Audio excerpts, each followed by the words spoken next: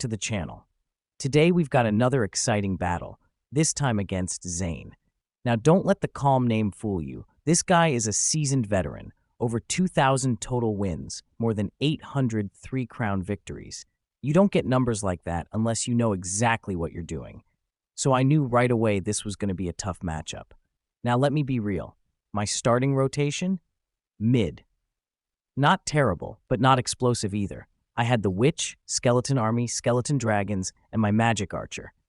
That's not exactly the kind of hand you want to open with when you're looking to go aggressive. So right away, I was forced to play defense. And Zane smelled blood in the water. He leaned on that PKK, that Dark Prince, and his goblin gang to keep me off balance. And I'll admit, it worked. For the first half of the match, it felt like I was just surviving. But here's the thing about Clash. Frustration can be your biggest enemy. And I was frustrated. Every time I tried to get something going, Zane had an answer. It was like I was hitting a wall. But in moments like that, you've got two choices: tilt and collapse, or lock in and adapt. And that's exactly what I did. I looked at my cycle and thought, all right, enough waiting, it's time to flip this. My boss Bandit came up, and I paired her with just enough support to force pressure on the right lane. And that's when everything changed. She dashed, connected, and suddenly I had meaningful damage. Tower down.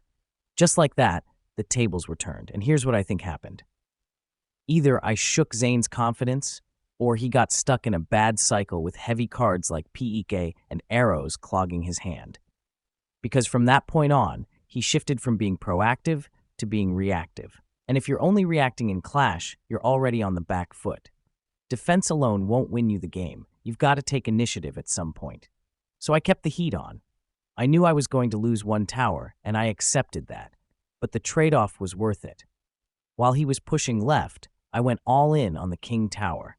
Bandit dashing in, Skeleton Dragons raining fire, Witch spawning waves of skeletons. The pressure was too much. His King Tower dropped into the low thousands, and suddenly the end was in sight. Now, Zane didn't just roll over. Credit where it's due, he rallied for one final push, stacking 4 troops into my lane. It looked dangerous, but my Magic Archer lined up beautifully, my Witch chipped away in the back, and I held just long enough to turn defense into offense. One last counter push, one last dash from the Bandit, and boom, 3 crowns secured.